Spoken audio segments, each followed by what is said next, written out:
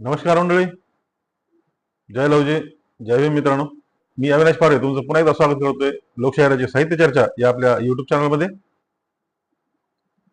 आपण लोकशाहीर अण्णाभाऊ साठे यांची एक प्रसिद्ध कादंबरी अलगूज हिचं वाचन करत आहोत. तर त्याच मालिकेतला आजचा हा 12वा भाग. मित्रांनो, आपल्या चॅनलवर नवीन असणाऱ्यांनी चॅनलला सबस्क्राईब करा आणि व्हिडिओला लाईक आणि जास्तीत जास्त शेअर करण्याचा प्रयत्न करा, म्हणजे अण्णाभाऊ साठे यांचं साहित्य हे सर्वसामान्यापर्यंत पोहोचायला मदत होईल. रंगूचा ताप अजून उतरत नव्हता. ती अंथरूण धरून होती. त्यामुळे घरची सारी कामं बहिणालाच करावी लागत होती. गणूची धावपळ आणि रंगूचा आजार यामुळे तिचा जीव टांगणीला लागला होता. ही घरची कामं आटोपून मळ्यात जात होती.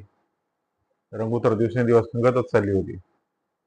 तासन तास ती बापूचा विचार करत होती. लग्न ठरल्या दिवसापासून तिची आणि बापूची भेट नव्हती. तेच तिला लागलं होतं आणि आपल्यासाठी बापू झुरत आहे या कल्पनेनं तिला एक प्रकारे आनंदही झाला होता. रोज संध्याकाळी मळ्यावर येतात बहिणा घरकामात गडून जात होती. गणू आला की औषधाची बाटली घेऊन घोरपडे डॉक्टराकडे जाऊन औषध आणत होती. रंगूला लवकर बरं वाट म्हणून हौसाबाई नामाच्या मागे तगादा लावला होता. गणू, बहिणा, हौसा, नामा, बापू, रंगू, लक्षा यांच्या जीवनात एक विलक्षण वादळ उठलं होतं. लक्षा नामावर चिडला होता. बळी तर खुनाची तयारी करीत होता. रंगू चरफडत होती. बापू एकिरीवर आला होता. हौसानं नामाला धारेवर धरलं होतं. लक्षानं नामाची पाठच घेतली होती. रंगू तरी दे, नाहीतर 200 रुपये तरी दे, यापेक्षा दुसरी गोष्टच तो बोलत नव्हता. तुझी भानुमती मला महागात पडली असं बोलत होता.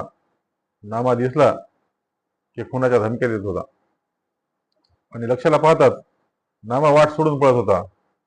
गाठ पडलीच तर देवाचं नाव सांगत होता.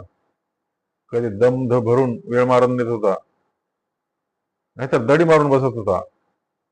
आणि नामाचा देव्हारा कसा जाळावा, रंगूला कशी पळावी याचा विचार करीत लक्षा भटकत होता. सूर्य डोईवर फिरला होता. रस्त्यावर माणूस दिसत नव्हता. नांदगाव निर्जन भासत होता. गल्ल्या ओस पडल्या होत्या. वाट सुटलेलं वारं गल्लीत शिरत होतं. मध्येच त्याची वाट बंद पडताच ती वारं वावटळीचं रूप घेऊन मग गावाची घर हादरत होती, करकरत होती. रंगूला किंचित बरं वाटत होतं. तिचा ताप उतरत होता. बहिणा व गणू ही दोघं मळ्यात गेली होती. रंगू एकटीच सोप्यात बसली होती. गपकन बापू आला. त्याला पाहून रंगू गालात हसली. मग लगेच तिचे डोळे भरले. ती रडू लागली. बापूच्या हातातल्या कुऱ्हाडीकडे पाहून ती घाबरली. काहीतरी बोलावं म्हणून प्रयत्न करू लागली, पण कंठातून शब्द उमटत नव्हता. मग ती लहान मुलासारखं बापूकडे पाहत रडू लागली. रडत रडत तिनं बापूला बसण्याची खूण केली. बऱ्याच वेळानं तो आवेग दूर झाला आणि मग आवंडा गिळून रंगू म्हणाली, किती आठवण करू बापू, बरं झालं नाही. काही वाईट झालं नाही, बापू कडवट सुरात म्हणाला. तू आपलं लग्न निश्चित करून सुखी झालीस. आपलं लग्न ठरणार हे तुम्हाला कळूही दिलं नाहीस. मुळीच नाही, रंगू चिडली. रडता रडत संतापून म्हणाली, माझं हृदय तुला कळलं नाही. माझा कोंडमारा तू विचारातच घेतला नाहीस. तू मलाच दोष देतोस. त्या परीस मला मरण का येत नाही. आईनं तो लग्नाचा बनाव मलाही कळू दिला नाही. तुला कसं सांगणार. आता पुन्हा खोटं बोलू नको. बापू ओरडला आणि रंगू चटकन बापूच्या पायावर हात ठेवला व म्हणाली, या तुझ्या पाया शपथ, मी म्हणते ते खरं आहे. काही खरं नाही, बापू म्हणाला. मी चाकरीचा गडी, मला काय किंमत. मला अंधारात ठेवून तू लबाड. नको बापू, ओरडली. मला लबाड म्हणू नकोस. मी किती यातना सहन करीत आहे मलाच माहित. तू मला लबाड म्हणू नकोस. यापेक्षा ते कुऱ्हाड माझ्या डोक्यात घाल. मला मरू दे. मी मरणाला तयार आहे. मी माझं लग्न होऊन दुसऱ्याच्या होण्यापूर्वी तूच मला ठार मार. आणि हे बघ, जेव्हा दुसऱ्या घरी जायची पाळी येईल त्या दिवशी मी तुझं नाव घेईन आणि विष पिऊन या गावची विष ओलांडीन. मग तू या लग्नाला तयार कशी झालीस? बापून विचारलं. रंगू डोळे पुशीत म्हणाली, मी मुळीच लग्नाला तयार झाले नाही. अजून नाही. मी यापुढे होणार नाही.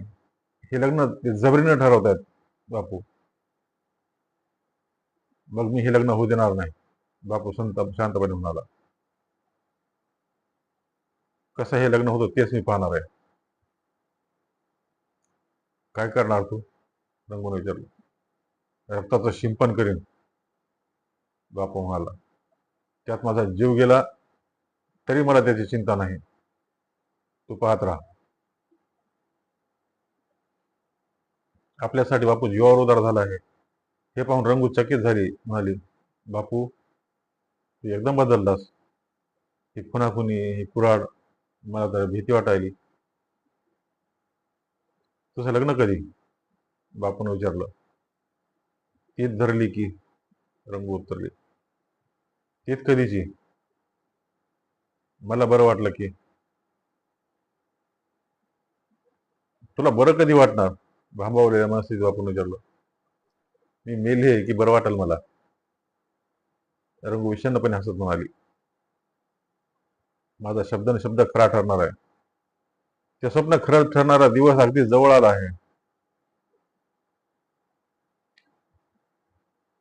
काही खरं होणार नाही, बापू ओरडला.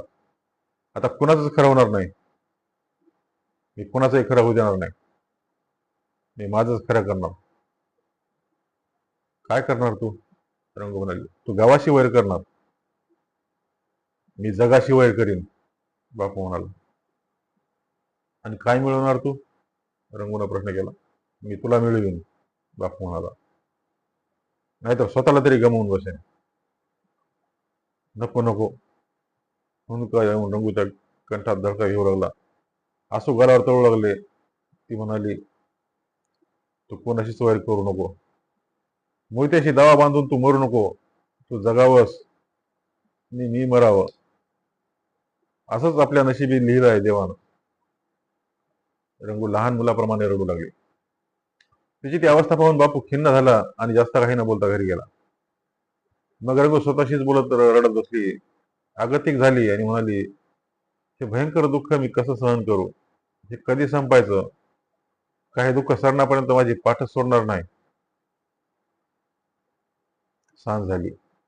हळूहळू वातावरण काळवंडू लागलं. डोंगरावर रेंगाळला काळा ढग विक्राळ भासू लागला. मग दिवसानं अंधारात उडी घेतली. सृष्टी पोरगी झाली. जिथं सूर्य बुडाला तिथे एखाद्या वाटसुरीची पावलं फुपाट्यात उमटावी तद्वत चुकलेला प्रकाश दिसू लागला. पाखरांनी घट्ट्याकडे भराऱ्या घेतल्या. डोंगरात पशुपक्ष्यांनी कलकलाट केला. शिवार निर्जन झाला. माणसं गावाकडे परतली. जीवन गावात गोळा झालं. गावाच्या गल्ल्या सजीव झाल्या. जाती घरघरू लागली. चुली पेटल्या. पोरं खिदळू लागली. बहिणानी गणू घरी आली. तेव्हा रंगी खिन्न होऊन बसली होती. गणू बाटली घेऊन रंगूचा औषध आणला. घोरपडी डॉक्टरकडे निघाला. बहिणा स्वयंपाकात गुंतली. एक एक काम उरकू लागली. तो चिंतू आला. त्याला पाहताच रंगूचा चेहरा उतरला. दवाखान्यात निघालेला गणू खांबाला पाठ लावून बसला आणि रंगूकडे पाठ करून चिंतू काय बोलावं याचा विचार करू लागला. कसं येणं केलं? गणून विचारलं. झोपेतून जागा व्हावा तसा दचकून चिंतू म्हणा. दादा म्हणले जा म्हणून आलोय. हौसाबाईकडे गेला होता का? गणून दुसरा प्रश्न विचारला. नाही बा, चिंतून डोकं खजित म्हणाला. दादा म्हणला सरळ सासूरवाडीला जा. मग मी सरळ हाकडत आलो. बर, आणि काय म्हणाला तुमचा दादा? गणून दाबात विचारलं. तसा चिंतून बावरला. शब्द जुळून म्हणाला, दादा म्हणालाय ताप उतरला असला तर लगीन उरकून घेऊया, नसला तरी बी तीच धराया का हरकत नाही. नवरी मानगावर आली की आम्हीच तिला सरळ करू. नांदगावात तिला कवाच बरं वाटणार नाही. चिंतूची बडबड ऐकून रंगूला किळस आली. नवरीला आम्हीच सरळ करू यातील खोच तिच्या लक्षात येऊन ती उठून घरात गेली. चिंतूच्या तोंडून तो बळीच बोलत आहे याबद्दल तिची खात्री झाली. गणूचं डोकं तापलं. प्रत्येक वेळी दादा दादा दादा याच याला शीड आली. म्हणाला, पुरीला बरं वाटत नाही तेव्हा तुम्ही तिथं 4 दिवस राहा. छा, तसं कसं? चिंतू घाबराहून म्हणाला, दादा मला मारील. ते म्हणलाय लवकर ये. तर मग आताच उठा आणि जावा. गणूला चिंतूच्या त्या लग्नाचा तिटकार आला. हे लग्न ठरवून आपण फार मोठी चूक केली असं त्याला वाटू लागलं. आणि जा म्हणतात चिंतूच्या गळ्याचं पेंड पडलं. तो उठला, तो पळ सुटला. त्या हंसाबाईच्या घरापर्यंत वळूनही पाहिलं नाही. हिरव्या गार वनराजीवर शुभ्र धुक्याचा थर रेंगाळत होता. गर्द झाडी अजून निजलीच होती. उगवत्या सूर्याची पिवळी किरण त्या धुक्याच्या अस्तरावर खेळत होती आणि तो शुभ्र पडदा चिरून पाखरं आरपार सुरकांड्या मारत होती. नांदगावचा पाणवठा त्या धुक्यानं झाकला होता. अगदी जवळचा माणूस आलं तर दिसत होतं. पाणवठ्यावर लोकांची रीग लागली होती. बायका गर्दी करून पाणी भरीत होत्या. भरल्या घागरी भरत होत्या आणि रिकाम्या घागरींची माळ पाणवठ्याकडे पळत होती. कावडी करकरत होत्या. तांब्याच्या चकचकीत घागरी त्या शुभ्र धुक्याच्या तळपत होत्या. बायकांचं हसणं, काकणाचा किणकिणाट, जोडव्यांचा झणझणाट, तोड्यांचं हादरणं आणि चेहऱ्यावरचा हर्षभरीत भाव. प्रत्येक माणूस एका निराळ्या तालीत चलत होता, हसत होता आणि बोलत होता. एकूण एक माणसाची मन कशी अगदी आईण्यासारखी भासत होती. एकाएकी झऱ्यावरची स्त्रिया दचकल्या, पुढं सरकली, दबक्या आवाजात कुजबुज झाली. नाम आला, नाम आला. तो सरळ लुंगी काठावर ठेवून डोहात शिरला. सारा डोह हिंदकळला. नामा बुडी मारून पुन्हा वर आला. देवा मसोबा, देवा खंडोबा, बिरोबा, यष्टामा असे अनेक नाव उच्चारित त्यानं अंग धुतलं म्हणजे लगेच बाहेर आला. दुसरी लुंगी लावून केस झटकू लागला. तोच लोक पुन्हा दुचमटले. एखादा पारधी सावजा मागे लागावा तसा लक्षात धावत येताना पाहिला. आज कितीतरी दिवसांनी नामा लक्षाला असा उघड्या मैदानात सापडला होता. नामाला उड्यावर पाहून लक्षाला आनंद झाला. आपली पल्लेदार काठी सरळ धरून लक्षा पिसाळ झाला. लक्ष बाणासारखा आपल्यावरच येत आहे हे पाहून नामा सावध झाला. केस पाठीवर फेकून त्यानं मागं पुढं पाय ठेवला आणि लक्षावर झडप घ्यायच्या पवित्र्यात तो भरायला. त्याच्या डोळ्यातून ठिणग्या उसळल्या. आता लक्षानं चढाई केली की त्याला चिरडून काढायचा असा त्यानं विचार केला. दोन्ही गुडघ्यावर हात देऊन नामा किंचित वाकला. त्यामुळे भरारी मारण्यासाठी मोडलेल्या पाखरासारखा तो दिसत होता. लक्षाचा तडाखा चुकून पळून जावं का लक्षावर झडप घ्यावी याचा तो विचार करत होता. माझ्या 200 रुपयाची वाट काय? लोकशात डोक्यावर काठी उगारून आणि नामाच्या टाळक्याचा नेम धरून म्हणाला, नीट सांग नाहीतर तुझं डोसकच फाटकानं फोडून टाकतो. लक्षा नामाच्या टाळक्यावर काठी रोखून म्हणाला. नामा लक्षाच्या काठीवर नजर ठेवून म्हणाला, कसला रे 200 रुपये? ते 400 वाटाने गेले की बोंबलत. गुमान माझी रक्कम मला दे. घोड्याने हरभरे फोडावेत तसा दात खात लक्षा एक एक पाऊल टाकीत पुढे येत होता. बोंबलत गेले. हो, तू बी जा बोंबलत. नामा आपल्या टाळक्याची काळजी घेऊन म्हणाला. बाणामती केलीस का नाही? लक्षाने विचारलं.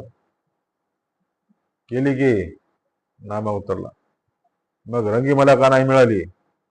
लक्षण दणका द्यायच्या बेतात येऊनच म्हणाला, माझी रक्कम घेऊन रंगू मामीला दिलीस, मामाला दिलीस? माझी रक्कम घेऊन रंगू मामाला दिलीस? हे दोघे वाघासारखे एकमेकापुढे उभे राहिले. त्यांनी नाक फेंदारली होती. दोघांचे भयंकर झटापट होणार असं दिसू लागलं. पानावठ्यावरची माणसं दचकून जिथले तिथं उभी होती. या लढाईत कोण मरणार याचा भिवून विचार करत होती.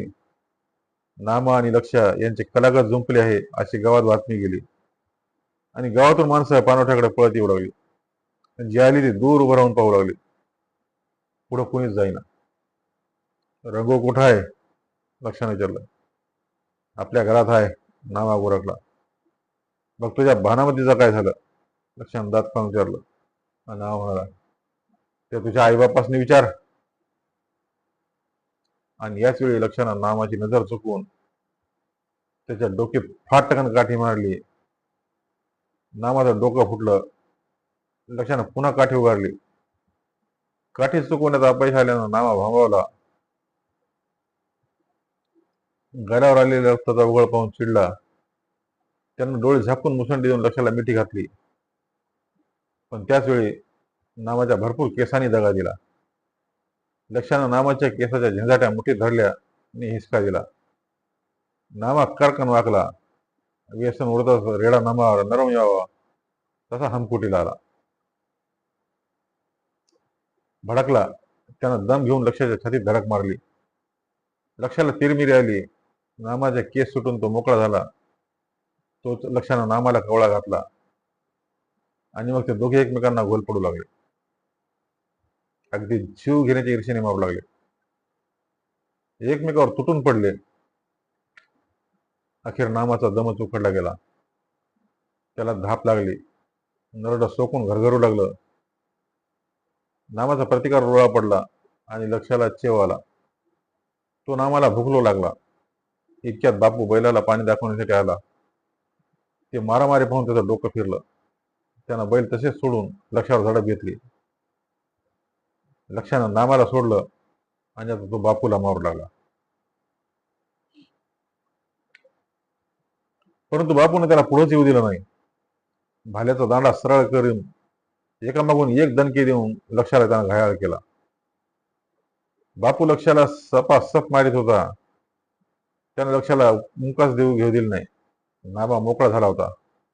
लक्षाची उघडी बाजू दिसताच तोही दणके देऊ लागला आणि त्या दोघांच्या मारानं लक्षा होलपटून गेला. मग लक्षानं माघार घेतली. हळूहळू मागं सरकत तो एकदम मैदान सोडून पळू लागला. जीव मुठीत घेऊन नजरेआड झाला. बापू आणि नामा घरी आले. तोच पाटीलाळी हत्यार घेऊन बापूवर चाल करून येत असल्याचं त्याला समजलं. बापूही भाला घेऊन तयार झाला. नामानं कंबर बांधून कुऱ्हाड घेतली. रामा पण हाणामारीला तयार झाला. गावातली तरणी पोरं बापूच्या मदतीला आली. गावात दोन तट पडले. ती बातमी गणूला कळली. तसा तो कुऱ्हाड घेऊन उठला. जाता जाता म्हणाला, पाटलाची यांनी खरवत्याची कलागत लागल्या, बघून येतो. हे ऐकून रंगूच्या छातीत धडकी भरली. तिनं बाहेर येऊन बापूच्या घराकडे पाहिले. ती भयंकर गर्दी पाहून तो गलका ऐकून ती भयभीत झाली. तिची ओठ थरथरली. ती म्हणाली, देवा, बापूला वाचव. पाटलाच्या आळा चढाई करून येत पुढं सरकत होती. सर्वांच्या पुढे लक्ष आपले कुऱ्हाड हातात उभी धरून नाचत होता. त्याच्या मागून सर्व पाटील मंडळी चालत होती. ते सर्व गुरुराच्या घरापुढे आले आणि पक्या मास्तर रस्त्यात आणून अडून म्हणाला, काय चालवलंय तुम्ही? आज किती मुडदे पडणार आहात? अरे काय आहे काय? सारी खरवत्याची आळीच आम्ही कापून काढणार आहे आज, एका पाटलानं गर्जना केली. मास्तर, तुम्ही मागावा. पक्या दोन पावलं पुढे होऊन म्हणाला, का? कारण काय?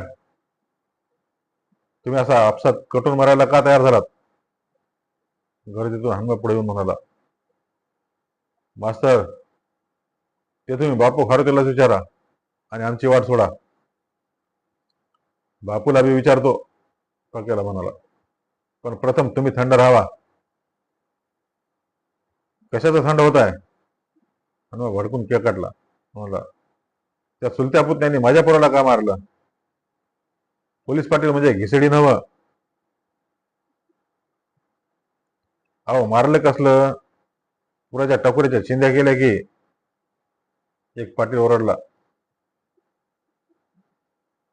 तरी पण थोडं थांबा. पक्या सर्वांना शांत करीत म्हणाला, मी बापूला घेऊन येतो. आणि पक्या तो पाटलाचा लोणा अडून उभा राहिला. एवढ्यात गणू मोहित पुढे आला. पाटील मंडळी शांत झाली. मग आगळीक कोणाची झाली याची चौकशी सुरू झाली. पक्यानं बापूनी नामा यांना पुढे आणताच नामा केस पसरून आणि हात जोडून पुढे झाला. तसंच रुद्रावतार पाहून हनुमाला धडकीच भरली. देवा, सांगा, मारामारी का झाली? सर्वांनी नामाला नरमाईने विचारलं. नामा आवाज सोडून म्हणाला, मी आंघोळ करून पाण्याबाहेर आलो आणि लक्ष्या मला मारायला लागला. अरे पर का? गणू गरजला. मारामारी का झाली? मग नामा म्हणाला, मी भानामती करतो. मी भानामती करावी म्हणून लक्षानं 200 रुपये दिले होते. ते तो परत मागतोय.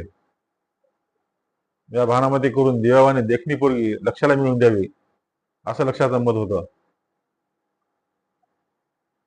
तर म्या ते गदड काम केलं नाही. तेव्हा लक्ष आता म्हणतोय पोरगी तरी दे, नाहीतर रुपये तरी दे. आता तुम्हीच सांगा. परंतु ती पोरगी कोण? कुलकर्ण्यानं मध्येच विचारलं. नावा म्हणाला, सांगा म्हणत असला तर सांगतो. हो हो, सांगा, सर्वांनी होकार दिला. नामा लक्षाकडे रोखून पाहत मोजक्या शब्दात म्हणाला, मोहित्याचे रंगू. रंगूचं नाव निघताच सर्वांनी धसका घेतला. रंगू मिळावे म्हणून लक्षानं 200 रुपये दिले आणि नामानं भानामती केली नाही म्हणून ही मारामारी झाली. ही गोष्ट लक्षात येतच मोहितेची आळी तरकटली. सर्व मोहित्यांची टाळकी तापली. त्यांनी हातातल्या कुऱ्हाडी सरळ धरल्या. मोहिते पिसाळले. पाटीलनी मोहिते यांच्यात 2 तट पडले. तसा एका पाटलानं पाय काढला. काही मोहित्यांनी लक्षावर मुरकण दिली, परंतु पक्यानं पुढे होऊन ते सर्व प्रकरण शांत केलं. त्या एकाच दिवसात गुरुवाचा पक्या नांदगावचा पुढारी मानला गेला. जो तो म्हणू लागला, पक्यानं खुनाखुनी टाळली, नाहीतर गाव सुळावर चढला असता. बापूचाही दरारा वाढला. एकटा बापू सर्व पाटील मंडळीशी झुंज द्यायला तयार झालेला पाहून गावावर त्याचा भलताच वचक बसला. आपल्यासाठी गावात हाणामाऱ्या होत आहेत हे ऐकून रंगूचा धीर खचला. आता आपलं कसं होणार? बापूचं कसं होणार?